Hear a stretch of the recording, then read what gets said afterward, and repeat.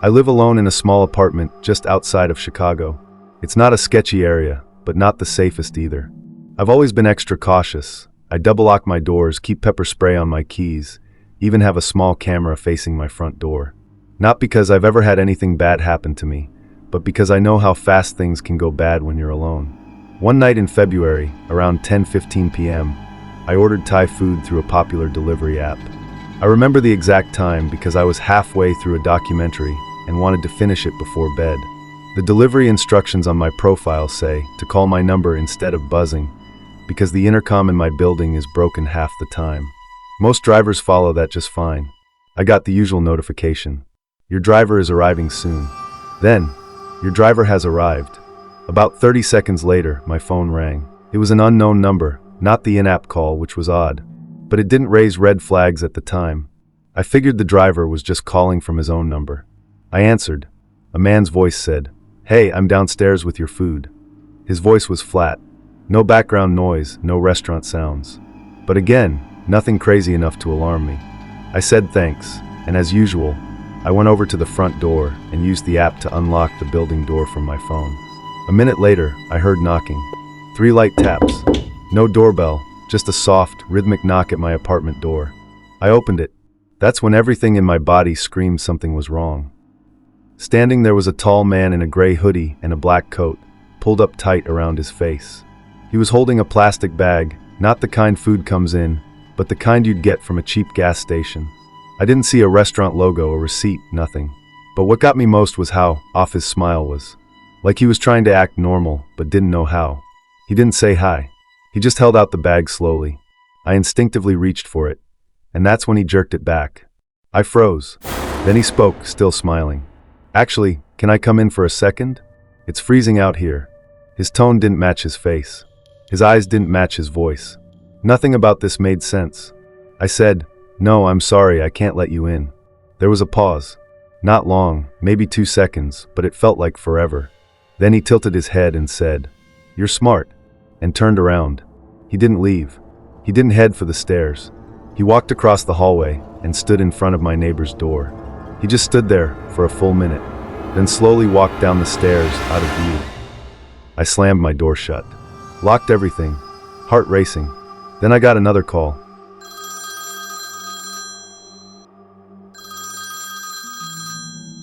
This time, it was from the delivery app. My actual driver. "Hey, I'm outside. Just tried calling, but the app said you already answered." I told him someone else had just come to my door pretending to be him. He got quiet. "Wait, was he wearing a hoodie and a black coat?" I said yes. "Yeah, I've seen him. That dude's not a driver. He's always hanging around the back parking lot near the dumpster. He's weird." I hung up and called 911. Officers showed up about 20 minutes later. I told them everything, the call, the knock, the man's behavior.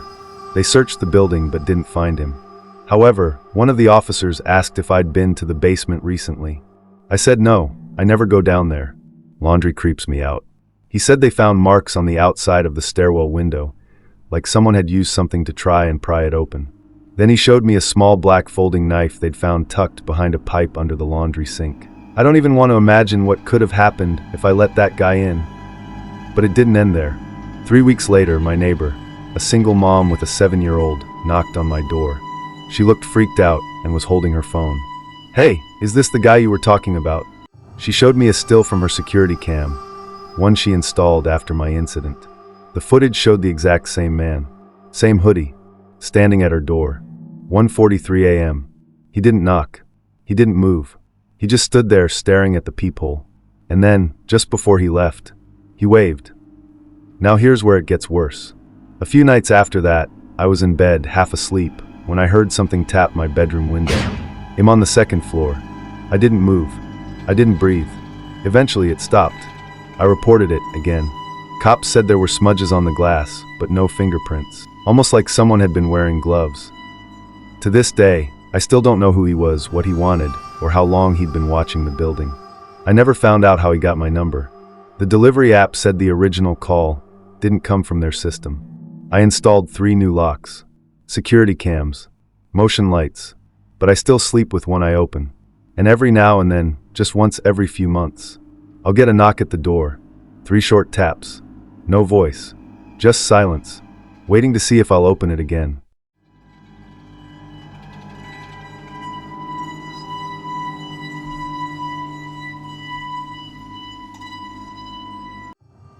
My name is Kayla, and last summer I agreed to house sit for my aunt while she was away in Europe for 2 weeks. She's a travel photographer and spends more time out of the country than in it, so she was thrilled when I said I'd stay at her place and watch her dog while she was gone. The house was beautiful, big, older 2-story home in a quiet Colorado neighborhood, backed up against a patch of forest. It felt like a little vacation at first. I just finished a stressful semester in grad school and figured this would be the perfect way to decompress. Free house, free food, Wi-Fi, and a golden retriever named Max to keep me company. The first few days were uneventful.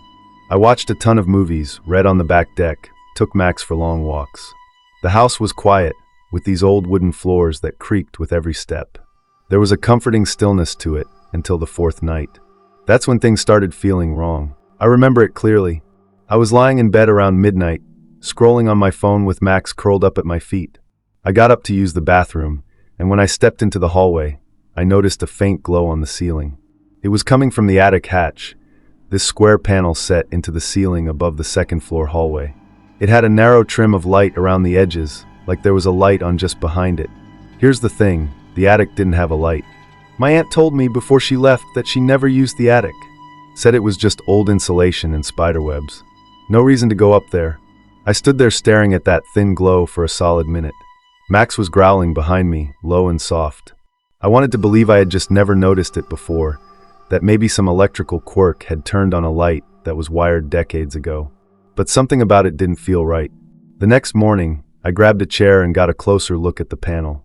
There was no pull string, no latch. It looked like it hadn't been opened in years. Dust coated the edges, and when I touched it, the panel didn't budge. That night, the light came back. I woke up to Max whining at the door. I got up, cracked the bedroom door open, and sure enough, the attic hatch was glowing again. But now it wasn't just glowing. It was cracked open.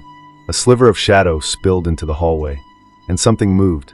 Not fast, not loud, just a soft, slow thud. Then another, like someone crawling. I shut the door immediately and locked it. Max was trembling. I didn't sleep that night, just sat with a kitchen knife in my hand, eyes on the door. The next day I called my aunt. I tried to keep my voice calm, asked her again if she had ever been in the attic. She paused, then said, "No, not since I bought the house." "Why?" I told her about the light, about the movement. She didn't laugh. She didn't brush it off. Instead, she whispered, "Kayla, the attic doesn't have power. There's no light up there. None." I asked her if she thought someone could be living up there. She didn't answer at first. Then she said, "The last tenant before me left in the middle of the night. Said she heard voices in the ceiling." I thought she was just unstable. That was all I needed to hear. I called a locksmith and had him add a second lock to my bedroom door. That night, I stayed up waiting. Max slept next to me, ears twitching every time the floor creaked. At 2:14 a.m., I heard something fall. Something heavy. I grabbed my phone and turned on the camera, slowly cracking my door open just enough to see the hallway. The attic panel was completely open, just hanging there, and something was standing in the hallway. Pale, thin, hunched. It was barefoot, and its head was tilted like it was listening for something. It wasn't just some vagrant. Its limbs were too long, its shoulders wrong. Like it had been altered by being up there too long. It slowly turned its head toward me. I ducked back in and slammed the door, locking both bolts. It walked up to the door, stopped, then whispered, "You left it open." I never screamed so hard in my life.